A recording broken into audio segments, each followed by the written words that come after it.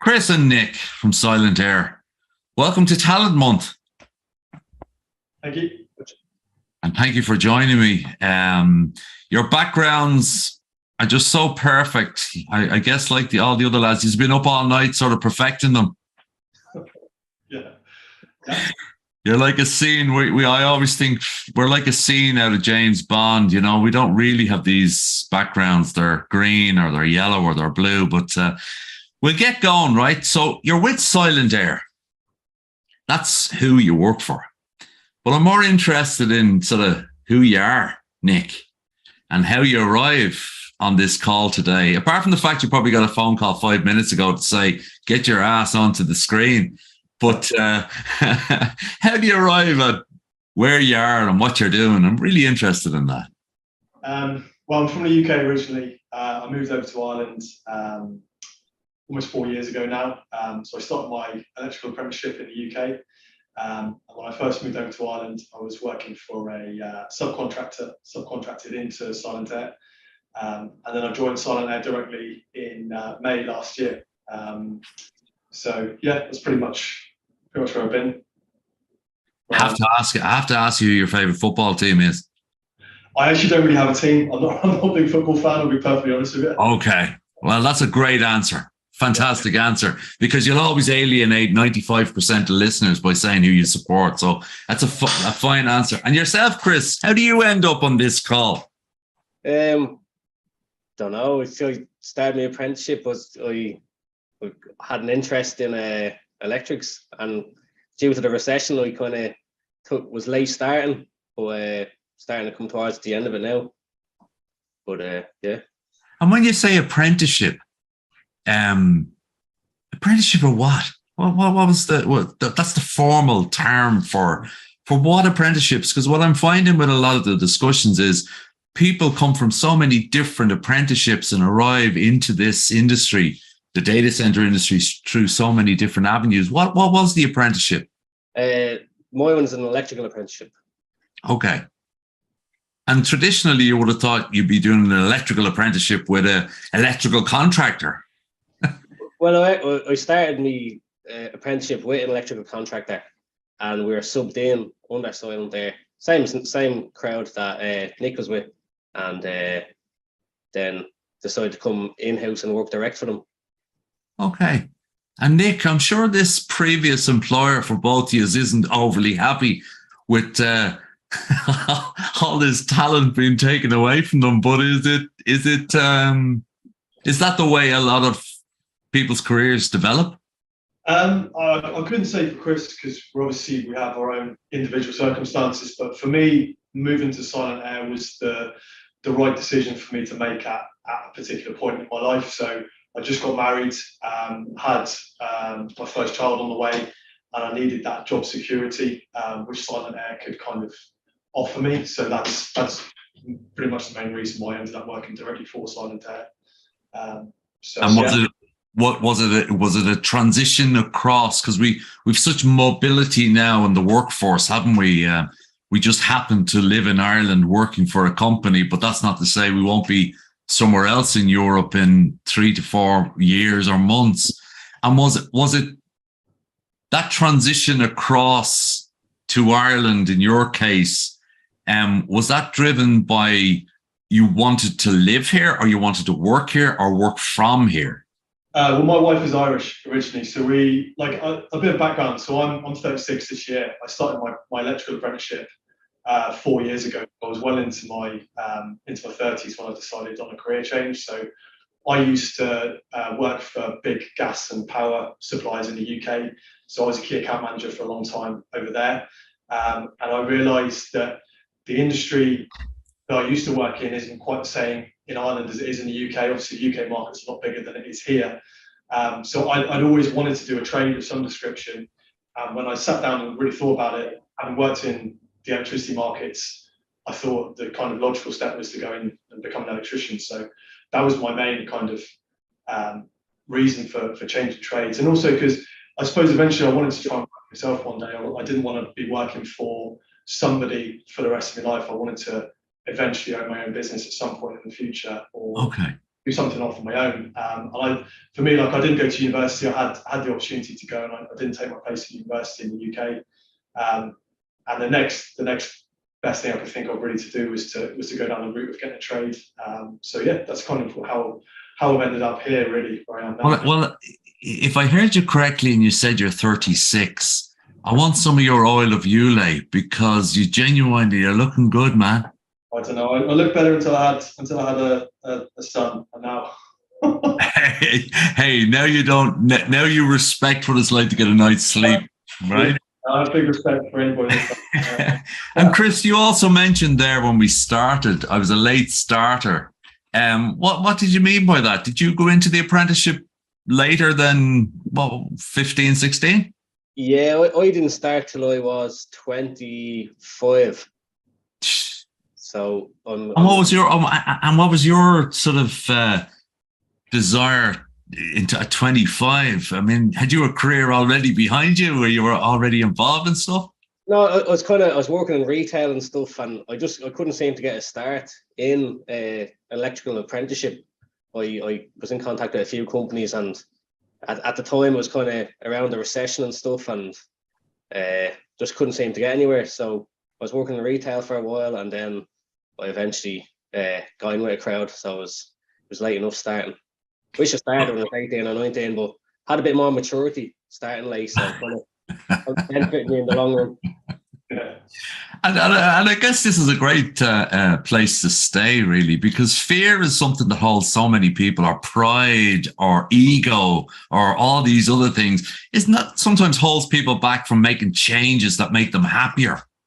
And I'm not saying you were unhappy maybe when you were in retail, but you had a conscious decision that you wanted to get into something else with a trade or tangible. And how did you go about it? Did you apply then to sort of Solus, or how did you get an apprenticeship? The company I started with, a friend of mine, he was working for them, and he said, "Look, we're actually looking for a few lads to start." So I said, "Okay, done up my CV, gave him my CV, and that was the start of it." And Nick, for you,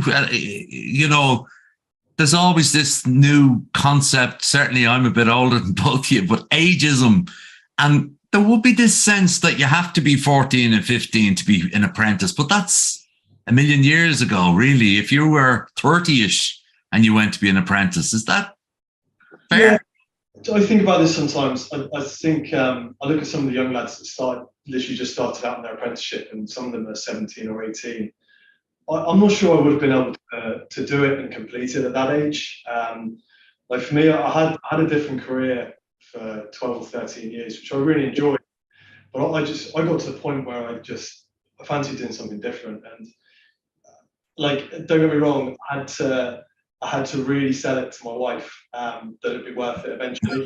Because the first couple of years in any trade, I think, like financially, you do take a massive hit, compared to what I used to earn as salary wise. So like, it's a big step, and it is daunting, it is scary, but it's for a short-term period. It's not going to last forever, and if you have your kind of goal, where you want to get to at the end of it, then you kind of I don't know. I found I knew what I wanted. I knew what I was getting myself into, and that was kind of easier to get through in that way. You have to make some sacrifices, but for a short period of time. But certainly back in the short past, not distant past, people used to take 2-3 years off to go back to college. Yeah. And that was sort of to go to a master's or whatever they wanted to do, and that was the same inconvenience and all the rest. But the concept of people saying, hold on, I want a fundamental change, and going back to the start effectively, is a wonderful thing to see, both from individuals like yourselves that are saying, hold on, I'm prepared to be the guy who goes and gets the screwdrivers or whatever, the rubber hammers or whatever the latest thing is that you have to do. But also then let's move a little bit from the employer's perspective. That has that changed a little bit as well, Chris, that people are prepared to take on more mature people who maybe are at a different stage in their lives rather than 14 and 15-year-olds. They still take them on, but obviously in your case, they were looking for people who could apply themselves as well as the age side, was it? Yeah, well, I found like starting a bit later, I think you have a better outlook on it. You have more of a kind of a work ethic kind of, whereas like we do see some of the young lads that are only starting out, and I think they're still in that kind of skill mentality where their head's not really in it. So I don't think I would have been able to start at that age. I think you're given a bit more responsibility as well, which then helps you learn a bit faster because you're that bit older, you're actually thrown into the deep end and you're given a bit more kind of responsibility, and that obviously helps you along the way. That gives you the confidence maybe that you thought you didn't have either. And as somebody said recently to me, they often say that experience is just a label that we put on all the mistakes we've made in the past. So, whether that's on a football pitch or whether it's in a nightclub or where it is, I guess that as we go through different phases, we're more comfortable and maybe apply ourselves a little bit more. Do you find, Nick, that even though you might have started 4 or 5 years ago and younger fellas, are you that? Do they look up to you as maybe a little bit more than their peer? No, they're just cheekier to me, to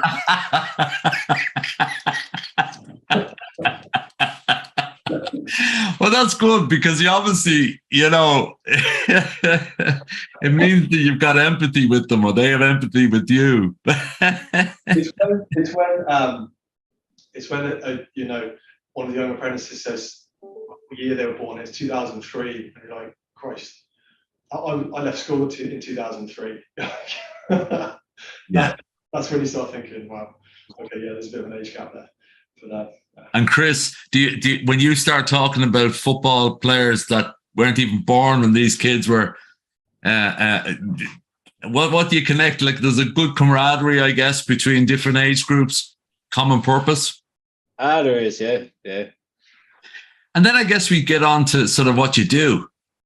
And then you talk about the mission critical nature of what you're doing, because if centers that hold data that are running health systems and stuff don't work, or they're not conditioned or air cooled, a lot of stuff stops working. And do you get a sense at all from the industry that you're working into of the importance of it? Or is that very much sort of left to the people on the servers and the software? And what industry do you aspire to work in? And what do you associate with, I guess? Maybe yourself first, Nick. I suppose we don't really see, being totally honest, we don't really see too much of the kind of live end of the data center doing what we do in here. We're more on the kind of construction side of things. So every unit we do or build is sent to a data center which is under construction. So we don't tend to have a huge amount to do with the on-site kind of work and the commissioning side of things. So I wouldn't say it really kind of affects us too much. But in terms of deadlines and mission critical, like we have tight deadlines to work to in here. We have to have a certain number of units a phase ready by a certain date because they're going to get shipped out to a data center location. So we have to know, we have to work quickly as well, but not so much on the live side of things. So that probably doesn't really answer your question very well, does it? No, it does actually, because I think that what happens is that we all see a ripple effect down. Whereas other sectors of global economy have had to curtail drastically since. I'm sure you can understand this, Chris. You said you were in the retail industry not too long ago, and I guess every morning that you looked at the press during the COVID close down, you went, "Man, what a great decision! What?" What an amazing decision that you made, and maybe you should have gone out and got the 6 numbers for the lotto because you were on a winning streak, huh? And we were actually lucky enough because we worked the whole way through COVID. We didn't stop, so it was that was another kind of bonus. And if anything, with the changeover from real world to virtual world, there was probably more pressure put on you, Nick, to deliver more of your units quicker during that 24 months. Yeah, right, yeah. So when you look sort of, you mentioned Nick, and obviously you're with Silent-Aire right now, but in 3 to 5 years, do companies like Silent-Aire offer you sort of today a view of what opportunities will be there in 3 to 5 years? Because we all want to run our own business, but I think more than anything, what we want to do is feel that we're recognized and we can add value and we can do things. If we have a better suggestion, we can do it a bit better or differently. Is that sort of the environment that a company like Silent-Aire gives? I think so, yeah. Silent-Aire, they're pretty transparent about the kind of the work schedule we have coming up and different projects we're going to be working on. They've been pretty clear with all of us that there's a pretty healthy pipeline going out a good few years into the future for all of us. So with that, with more work and more projects, there'll be opportunities to upskill and go into things like commissioning and things like that.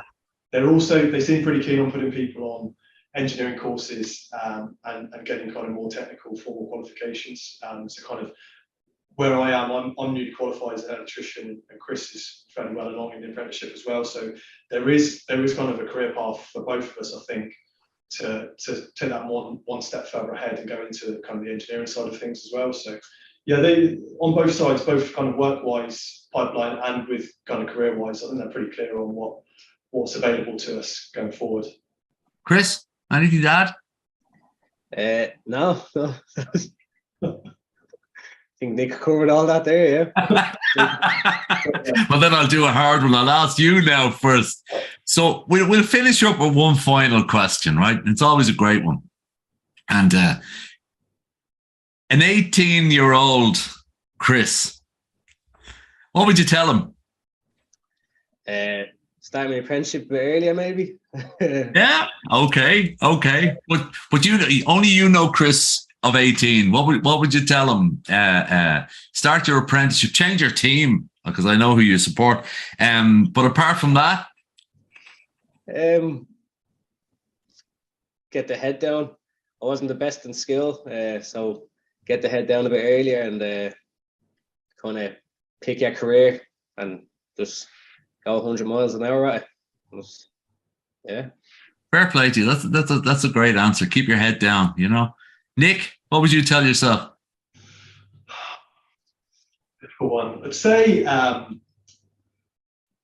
try and take as many opportunities that come your way as possible. I'm kind of in a different school to Chris. Like I didn't want to be an electrician when I was growing up. It wasn't my kind of a dream job. I didn't even give it a second thought, to be perfectly honest. But having said that, I didn't give being a key account manager for an energy supplier, that wasn't my dream job either. There were just opportunities that came my way. I just decided to take them and give them a go. So I probably wouldn't do anything different as if I was going back and telling myself when I was an 18-year-old. I'd just be saying, take as many opportunities as you can and gain as much experience as you can. And you'll end up doing what you do eventually. Isn't that, and both of you are effectively saying the same thing, is that you may not have it all worked out. We never have it worked out. I'm 56 and I hope I haven't got it worked out.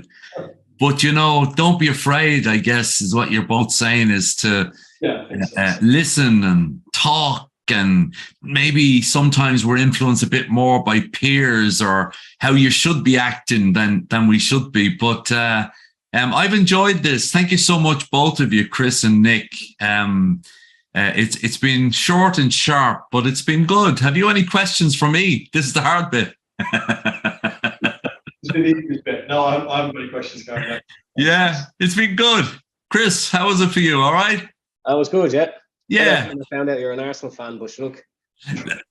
Listen, I have a very high pain threshold and I'm a very bad judge of character. And that just is how I pick my teams. So Chris and Nick, Silent-Aire, wish you the very best. I hope you get to the final spot where you both get your gold stars. You both deserve it. And it's never easy coming on shows like this. So I thank you for your bravery as well. So with that, have a great day, and thank you both for joining me. Thanks very much.